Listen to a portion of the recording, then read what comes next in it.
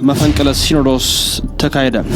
የእመቤታችን የቅድስት ድንግል ማርያም የስውሯ ገዳምን ፈላጭ ቆራጭ ገንዘቡን የምትበላ ሰው ወደዛ ሲሄድ እማትወድ እኔ ብቻ ነኝ ጉዞ ማዘጋጀው ብላ ወጣት የምትደበድብ በስውሯ ማርያም ጉዳይ እስከዛሬ እንግዲህ ማህበራችን ዝምታ መርጦ ነበር። ዛሬ ግን ይህንን ዝምታ ሰብረን መተናል። አንቺ ደግሞ ልጆችን ከሞት አስነሻለሽ አልኳት፣ አስነሳቻቸው። እኔ ስውሯ ማርያም ናት ያደረገችልኝ ተአምር። በጣም ነበር የሚያመኝ። ብንሰርቅም ባንሰርቅም እንኳን ክርስቲያን ሆን መሬት እንኳን ኦርቶዶክስ ሆን። ሰላም ጤና ይስጥልን። በወቅታዊና በአዳዲስ መረጃ ተመልሼ መጥቻለሁ። መፈንቅለ ሲኖዶስ ተደረገ። ይህ መፈንቅለ ሲኖዶስ ዛሬም ድረስ በብፁዓን ጳጳሳት ላይ እየተደረገ ያለ መፈንቅለ ሲኖዶስ አለ። ይህንንም መፈንቅለ ሲኖዶስ እማስመለክታችሁ ይሆናል። እንዲሁም ደግሞ ስውሯ ማርያም ላይ እየተደረገ ያለው ነገር አሁንም ድረስ እንደቀጠለ ነው። ይሄ ነገር እንዴት ነው ሊቆም የሚችለው የሚለውን ነገር እንመለከታለን። ከቪዲዮቹ ጋር አብራችሁን ቆዩ። ቪዲዮቹን ከመጀመራችሁ በፊት ላይክ በማድረግ ጀምሩ። እንዲሁም ሐሳብ አስተያየታችሁን የኮሜንት ሴክሽን ላይ ያስቀምጡልን። ቀጥታ ወደ ቪዲዮ እናልፋለን። ትናንትናው ዕለት ማለትም እሁድ በስውሯ ማርያም ገዳም ምን ተፈጠረ? አንዲት እናት ነፍሰ ጡርና ሁለት ሰዎች አብረዋት ህይወታቸው አልፏል። ይህም አስተባባሪ ባለመኖሩና በግፊያ ምክንያት እንደሞቱ አስታውቋል። ሌላው ምኩራብን ጌታችን መድኃኒታችን ኢየሱስ ክርስቶስ እንዳጸዳ አሁንም በስውሯ ማርያም ገዳም ላይ ያለውን ነገር እግዚአብሔር ያጽዳ። በጉዞ በግል መኪናቸውና እንዲሁም ሌላ የጉዞ ማህበራት ልጆች ሲሄዱ እየተደበደቡና አካላቸው እየጎደለ ይታወቃል። ይህንንም ብዙ ወንድሞቻችን አሁን ላይ ቅሬታ እያቀረቡ ነው። የቤተ ክህነቱ አባቶች ዝምታ መርጠው አሁንም ከወረዳ እስከ ታጣቂ ድረስ ልጅቷ እየከፈለች ማስተዋል በምትባል ሴት ያ ቤተ ክርስቲያን ይመራል።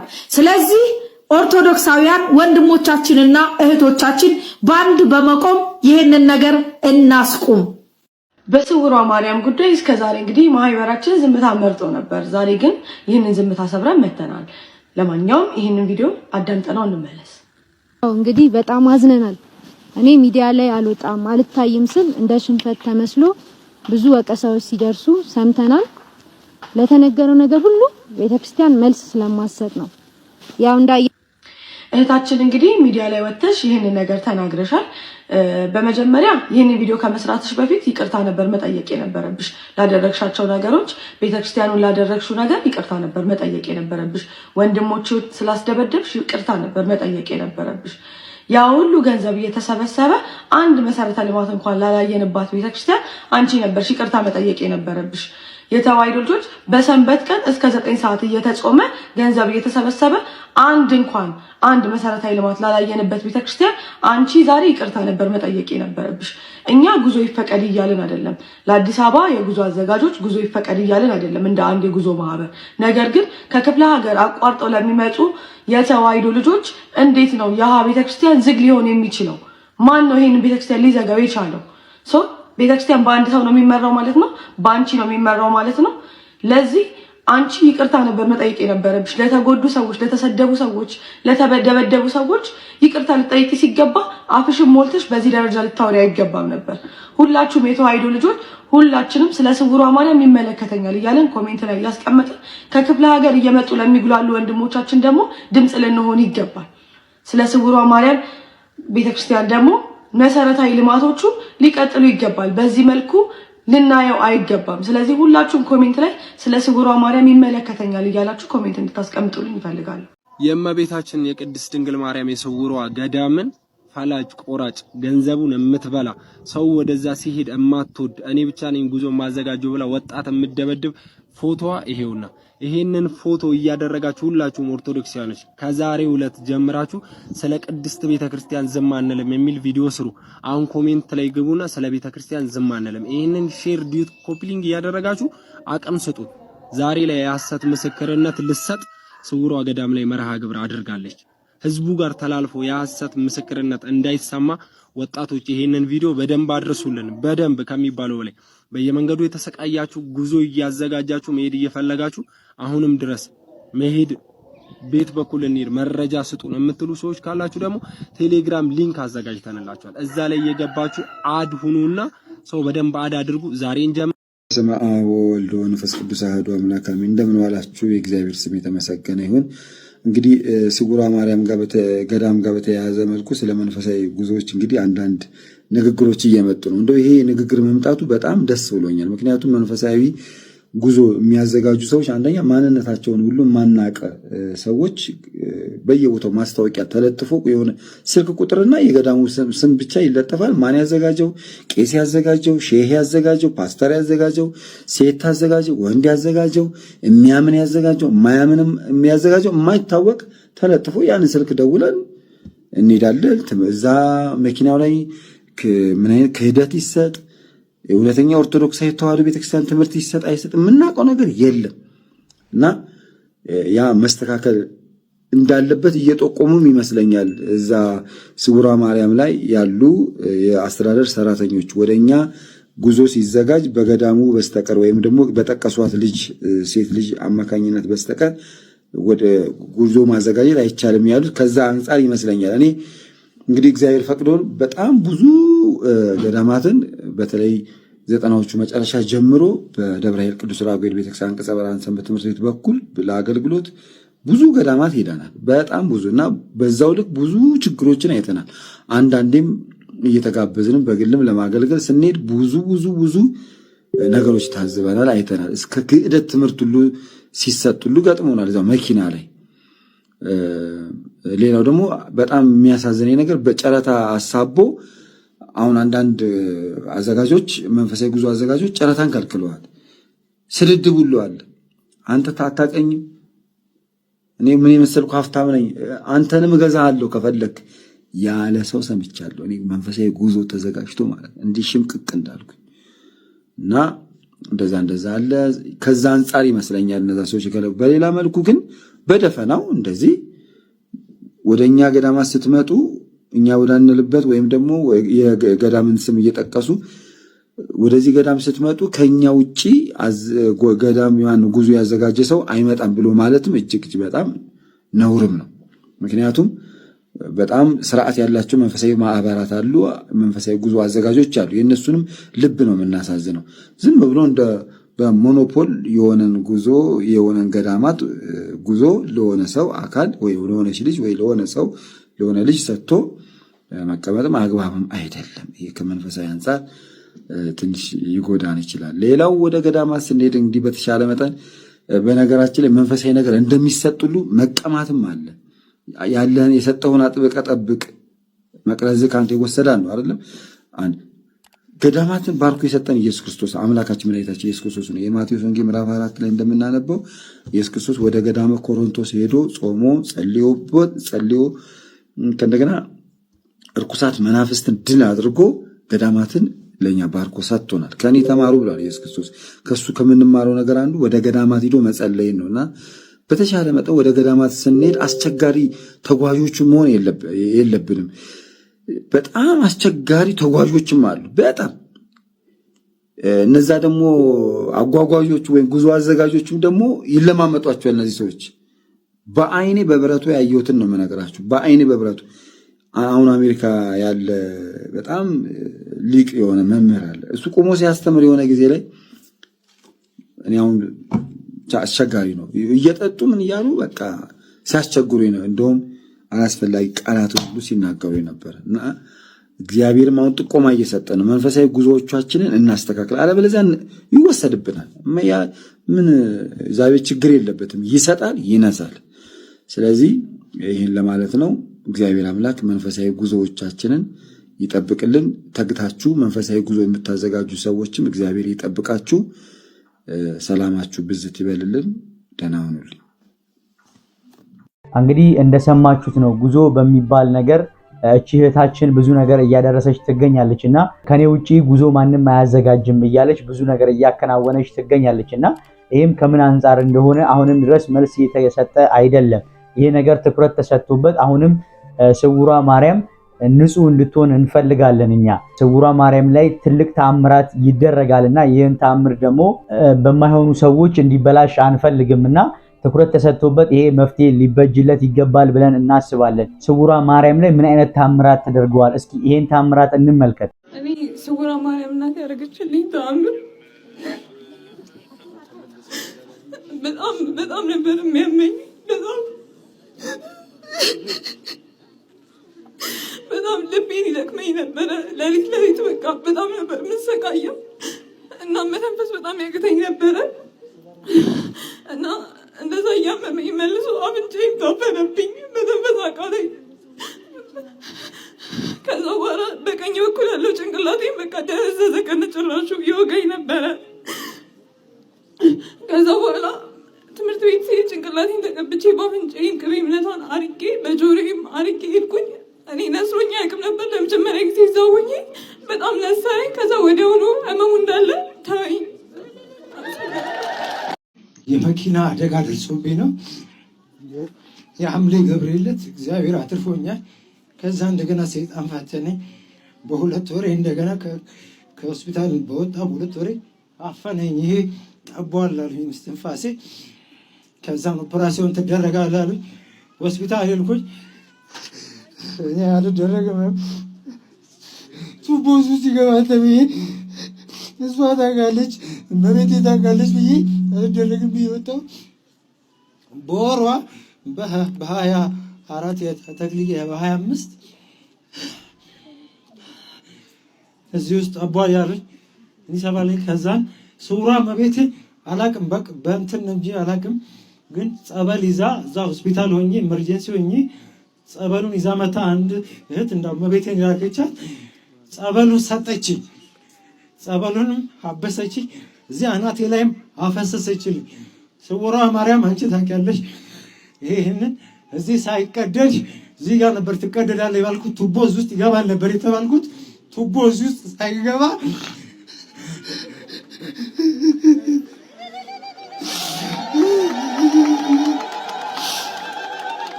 እሷን ተማጸንኳት። ሆስፒታል ገባሁ። ኦፕራሲዮን እዚህ ትደረጋለህ ስባል እዚህ ውስጥ ብቻ እሷን ለምንኳን በሰላም ከዚህ ካወጣሽኝ ለደግሽ ካበቃሽኝ ለክብርሽ መገለጫ ዣንጥላ ጧፉን ዘቢቡን ይዤ እመጣለሁ ብዬ ተሳልኩኝ። ስለቴንም ሰማችኝ። ይዤ መጣሁኝ። ለክብር እግዚአብሔር ይመስገን። አሁን እንደ ልብ ተነፍሳለሁ፣ እንደ ልብ ተነፍሳለሁ። የሚያፍነኝ ነገር ሁሉ ቆሟል። መብራን አመስግኑልኝ። ቅዱስ ገብርኤል በለጠቀው ያቆመኝን አመስግኑልኝ። ቆመ በእግር ቆመ ለመሄድ ያብቃ ብሉልኝ፣ ጸልዩልኝ፣ አመስግኑ፣ እግዚአብሔርን አመስግኑልኝ። እመቤቴ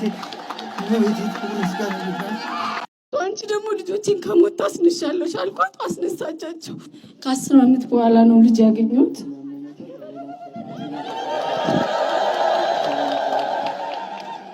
ስመጣ በጣም አዝኜ ነበር የመጣሁት። ከሆስፒታል ስመጣ ምርመራዎች አድርጌ ነበርና በቃ ሐኪሞቹ ከአቅማቸው በላይ ስለሆነ የዘር ምርመራ ማድረግ አለብሽ እንደ ሀገር ሄደሽ ነው የተባልኩት። እነዛ ስባል ቀጥታ እዚህ ነው የመጣሁት። መጥቼ እዚህ ጋር ስዕል አድኖዋለና ተንበርክኬ ለረጅም ሰዓት እኔ ስለምን ዘረመል ነው የሚያወሩት? የኔ ዘር አንቺ ነሽ፣ እኔ ከአንቺ ውጭ ዘር አላውቅም፣ ዘር አንቺ ነሽ ስጪኝ በቃ ብያት አልቅሼ ወጣሁ። ከዛ በሚቀጥለው ጊዜ ንግስ ነበርና መጥቼ እዛ ጋር ዛፍ አለችና ዛፏ ጋር ሆኜ ሰዎች ምስክርነት ሲሰጡ እኔ በስልኬ ምስክርነት እየሰጠው ነበረ። የዛሬ ዓመት ልጅ ትሰጪኛለሽ፣ መጥቼ ደግሞ ምስክርነት ሰጥሻለሁ ብያት ማለት ነውና ለሁላችሁ ምላችሁ እመኑ፣ ያመናችሁትን ነገር ሁሉ ታደርግላችኋለች። ለእኔ ከባዱን ነገር ነው ያደረገችልኝና በአመቱ ልጅ እንዳረገዝኩኝ ተነገረኝ ሆስፒታል ሄጄ።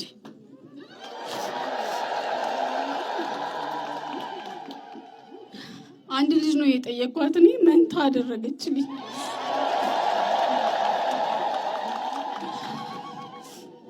እዚህ ጋር በቃ የኔ ነገር በጣም ከባድ ጊዜ ነበር ያሳለፍኩት። በእርግዝናዬ በጣም ከባድ ጊዜ ነበር። ያው ታውቃላችሁ ሴቶች 3 ወሩ ድረስ ከባድ ነው።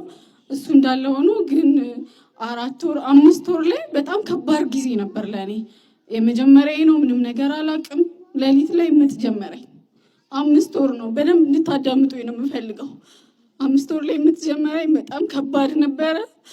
ሌሊት 7 ሰዓት ላይ ነው ምጥ የጀመረኝ። እኔ አላቅም ምጥ ምን እንደሆነም አላቅም። በ5 ወር ደግሞ እንደዚህ አይነት ነገር የለም። ለካ ማህፀኔ ከፍቶ ነው። ደም ፈሰሰኝ። በጣም ነው የደነገጥኩትና ባኞ ቤት ውስጥ ገብቼ ተንበርክኬ እናቴ ምንድነው ማየው እንዳልዋረድብሽ እባክሽን ሸፍኝ አልኳትና ከዚህ ወሰድኩት የቅቤ እምነቷን እንዳለ ሆዴን ማህፀኔን ሁሉ ተቀባባሁት። በቃ ማህፀኔ ከፍቷል ግን ተኛውኝ። ጠዋት ነው ሆስፒታል የሄድኩት። ሆስፒታል ሲሄድ እንግዲህ ባለሙያዎች ካላችሁ ታውቃላችሁ 3 ኢንች ከፍቷል ማህፀኔ። ከዛ በቃ ዶክተሩ ምንም ማድረግልሽ ነገር የለኝም ግን በቃ እንሞክር እግዚአብሔር ይረዳናል ጸልዩ አለን። ከዛ ተሰፋው። ማህፀን መቋጠር ይባላል። ማህፀኔ ተቋጠረልኝ። 5 ወር ላይ ነው ይሄንን የምነግራችሁ። እያለ በጣም ከባድ ሆነ። ሆስፒታል ነው ያሳለፍኩት። 6 ወር ላይ ልጆቼ ተወለዱ። እንድታዳምጡኝ የፈለኩት ለዚህ ነው። የእግዚአብሔርን ተአምር የእግዚአብሔር ማዳን እግዚአብሔር ካለ ምንም ነገር እንደማይቆም እንድታውቁ ነው ፈልገው። 6 ወር ላይ ልጆቼ ተወለዱ። ሲወለዱ 1 ኪሎ አይሞሉ 665 ግራም እና 750 ግራም ናቸው። ማለት ለማየት እንኳን ይከብዳሉ እንኳን ሰው ይሆናሉ ብሎ ለማሰብ። እግዚአብሔር ግን ተአምረኛ ነው። እመቤቴ ማርያም ትችላለች። ልጆቼ 3 ወር ሙቀት ውስጥ ወደ ቤታቸው ሄዱ። ወደ ቤት ወሰድኳቸው። እልል ብላቸው አመስግኑ። ይህንን ነገር ስነግራችሁ 3 ወሩ ቀላል አይደለም። በጣም ከባድ ጊዜ ነው። የእመቤቴ ምስል አጠገባቸው አድርጌ የአቡነ እጨጌ ዮሐንስን ምስል አጠገባቸው አድርጌ በየቀኑ በጣም ከባድ ነው። በመሀል መተንፈስ ይረሳሉ፣ በመሀል ይሞታሉ። በቃ እግዚአብሔር ይረዳኝና ድጋሚ ይነሳሉ። ብዙ መከራ አሳልፌያለሁ። ግን እመቤቴ ከኔ ጋር ነበረች እና ተስፋ እንዳትቆርጡ። ምንም አይነት ነገር ውስጥ ብትኖሩ እግዚአብሔር ይችላል። ይሄ እንድታውቁ ነው። እዛ ጋር አሁን አስፈቅጃችሁ የመጣችሁት ሁሉ አመሰግናችኋለሁ። ብዙ መከራ አሳልፌያለሁ። ዛሬ ግን እግዚአብሔር ይመስገን ልጆቼ 4 ኪሎ ከምናምን ሆነውልኛል። በዛ በጭንቅ ሰዓቴ በቃ ልጆቼ እንደሚሞቱ ሰው ተስፋ ሲያደርግ እኔ ግን እመቤቴን አምናት ነበር። እግዚአብሔር ትችላለህ እለው ነበር እና ለእመቤቴ ቃል ገባሁላት። ቃል ለሰማይ ለምድር ልጆቼን አንቺ ጋር አምጥቼ ነው ክርስትና ማስነሱ። አንቺ ደግሞ ልጆቼን ከሞት ታስነሻለሽ አልኳት። አስነሳቻቸው እና እግዚአብሔር አምላክ ሁሉን ነገር አድርጎልኝ እመቤቴ ማርያም ደግሞ አሟልታልኝ ነገ ክርስትና ላስነሳ ሁለቱንም ልጆቼን ይዤ መጥቻለሁ። እኔን የሰማች የጭንቅ አማላጇ ለሁላችሁም ትድረስላችሁ። እኔ ኃጢአተኛ ነኝ። ተስፋ እንዳትቆርጡ፣ ልባችሁን አጽኑ፣ ጸሎት አድርጉ፣ በርቱ። እመቤቴ ትችላለች፣ በጣም ትችላለች። እልል ብላችሁ አመስግኑልኝ። ይህ ወንድማችን አትሌት ነኝ። ለ8 ዓመት ሙሉ ጠዋትና ማታ እለፋለሁ። ውድድር ተመርጬ ውጭ ሀገር ልወጣ ሳምንት ሲቀረኝ እጄም እግሬም ይተሳሰራል፣ መንቀሳቀስ አልችልም። ስውሯ ማርያም መጥቼ ተማጸንኳትኝ።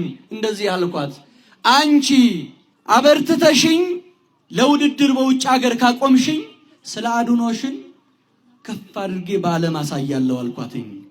መጥቼ እንደተማጸንኳት በሳምንቱ ወደ ውጭ ወጣው። አውስትራሊያ ለሀገር አንደኛ ወጥቼ ስለ አድኗን ከፍ አድርጋለሁ ብሎ አመስግኑልኝ። ስለቴን ሰምታለች ብሎ አመስግኑለት። እንግዲህ እነዚህን ድንቅ ታምራት እንደተመለከታችሁት ነው። ይሄን የመሰለ ትልቅ ታምራት የሚደረግበት ቤተክርስቲያን ላይ እንደዚህ አይነት ነገር ሲወራና ማህበራዊ ሚዲያ ላይ እንዲህ ሲሰራጭ ዝም ማለት ተገቢ ነው ብዬ አላስብም። ቤተክርስቲያን ትኩረት ሰጥታበት፣ የገዳሞችም አባቶች ትኩረት ሰጥተውበት የገዳሟን ስም ሊመልሱና የተሻለ ደረጃ ላይ ሊያደርሷት ይገባል እላለሁኝ። መፈንቅለ ሲኖዶስ ተካሄደ። ዛሬም ድረስ ያላባራው ይህ በኢትዮጵያ ኦርቶዶክስ ተዋሕዶ ቤተክርስቲያን ብፁዓን ሊቃነ ጳጳሳት ላይ የተካሄደ ያለው መፈንቅለ ሲኖዶስ እንደቀጠለ ነው። ራሱን መንበረ ሰላማ ብሎ የሚጠራ ቡድን እንደምናስታውሰው 2015 ዓ.ም ማቋቋም ብቻ ሳይሆን በትግራይ ክልል ትግራይ እንደ ሀገር እንቆጥራታለን፣ ሀገረ ትግራይ ብለን እንጠራታለን። መንበራችን መንበረ ተክለ ሃይማኖት ሳይሆን መንበረ ሰላማ ነው። በሰላማ ስም እንጠራለን። እኛ የትግራይ ኦርቶዶክስ ተዋህዶ አማኞች አባቶች ነን። የራሳችን የሆኑ ሊቃነ ጳጳሳትን መርጠናል፣ ሹመናል።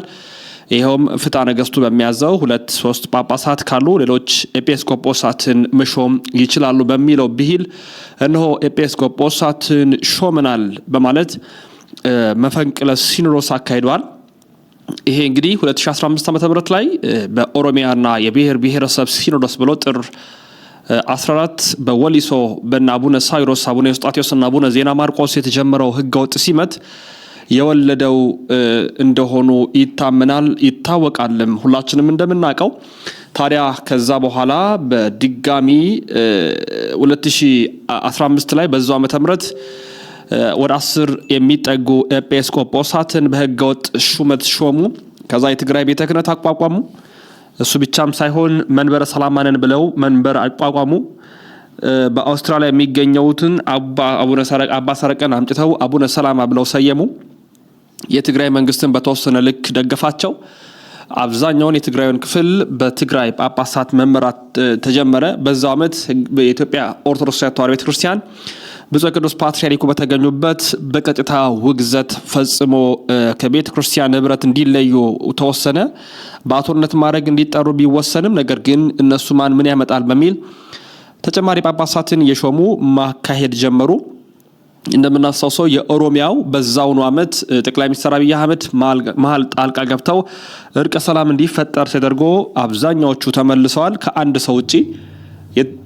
በትግራይ ግን ያለው በጣም ከባድ የሆነ መንገድ ነበር የተካሄደው። በዚህ ደረጃ ጥግ ይዘው ጽንፈኛ ሆነው 10 11 15 ከዛ በላይ የሆኑ የራሳቸውን አመራሮች እየሾሙ መቀጠል ጀመሩ። ጥቅምትና ግንቦት ደግሞ ሲመጣ ሲኖዶስ ወራይ ሲኖዶስ አመታዊ የሲኖዶስ ስብሰባ ምልአተ ጉባኤ እንጠራለን በማለት ምልአተ ጉባኤውን እየጠሩ ስብሰባዎችን ማካሄድ ጀመሩ። ይሄው እስካሁን እንደቀጠለ ነው ማለት ነው። በዚህ ዓመት 2018 የኢትዮጵያ ኦርቶዶክስ ተዋሕዶ ቤተክርስቲያን በብፁዕ ቅዱስ አቡነ ማቲያስ የምትመራው ቤተክርስቲያናችን ዓመት 2 ጊዜ ወር በገባ ጥቅምት በ12ኛ ቀን የቅዱስ ሲኖዶስ ምልአተ ጉባኤ አስቀድመው ግን የሰበካ አጠቃላይ መንፈሳዊ ጉባኤ ይካሄዳል። እንዲህ ደግሞ በርክበ ካህናት ሁለተኛው የቅዱስ ሲኖዶስ ምልአተ ጉባኤ ይካሄዳል። እነዚህ ሰዎች መፈንቅለ ሲኖዶስን ያካሄዱት የትግራይ ሲኖዶስ ብለው የሚጠሩት ህገወጥ ቡድናቱ ወሩን ጠብቀው ቀኑን ጠብቀው እነዚህም በዛው መንገድ ስብሰባ ያካሄዳል። አሁን እነዚህ ሰዎች ናቸው ሲኖዶስ ነን ብለው ጉባኤ ተቀምጡ ያሉት። አቡነ መርሃ ክርስቶስ ዋናው የዚህ የመንበረ ሰላማ አቀንቃኝ ሆነው ከፊት ብቅ ያሉ አባት ሆነው ታይተዋል። እንደምናስታውሰው አቡነ መርሃ ክርስቶስ አስቀድሞ የነበሩ በኢትዮጵያ ኦርቶዶክስ ተዋሕዶ ቤተክርስቲያን 2009 ዓ.ም በብፁዕ ቅዱስ አቡነ ማቲያስ ጳጳስ ሆነው የተመደቡ ነበሩ በትግራይ። ነገር ግን እሳቸው ተፈናቃይ ከሆኑና ህገወጥ ሲመትን ከደገፉ ከፊትም ሆኖ ከመሩት መካከል አንዱ በመሆናቸው አቡነ መርሃ ክርስቶስ የዚህ የትግራይ ወይ ደግሞ የመንበረ ሰላማ ከሳቴ ብርሃን ዋና ኃላፊ ሆነው የመሩ ይገኛሉ። ሌላው እነሱ ከሾሟቸው የህገወጥ ሲኖዶስ መካከል የቅዱስ ሲኖዶስ ጻፊ ብለው አቡነ አረጋዊ ብለው ሰይመዋል። አቡነ ጴጥሮስም እንደምናስታውሰው ያኔ በስርዓት ከነበሩ በትክክለኛ መንገድ ጳጳስ ከነበሩት አባት መካከል ነበሩ። ነገር ግን በህገወጥ መንገድ የገቡት ናቸው። ሌላ አቡነ ኤፍሬም ብለው አቡነ ሊባኖስ፣ አቡነ ያሬድ፣ አቡነ ዕንባቆም፣ አቡነ ዮሐንስ ሳልሳይ፣ አቡነ ቄርሎስ፣ አቡነ ማርቆስ፣ አቡነ አትናቴዎስ፣ አቡነ ናትናኤል ምናምን ብለው ራሳቸው በራሳቸው ሰይመው ራሳቸው በራሳቸው ስብሰባ ተቀምጦ እየተመለከትን እንገኛለን። በጣም አደገኛ ነገር ነው ያካሄድ። ምክንያቱም ደግሞ በትክክል እልባት አልሰጠውም። 2 ዓመታት ተቆጥሯል። ማንም በተለይ ከኢትዮጵያ ኦርቶዶክስ ተዋሕዶ ቤተክርስቲያን አባቶች ወደ ትግራይ የሚሄድ ጳጳስ የለም። ለምሳሌ የቅዱስ ሲኖዶስ ጻፊ የሆኑት አቡነ ዲዮስቆሮስ ማይጨው ሀገረ ስብከታቸው ነበር፣ ግን ማይጨው ሄደው አያውቁም።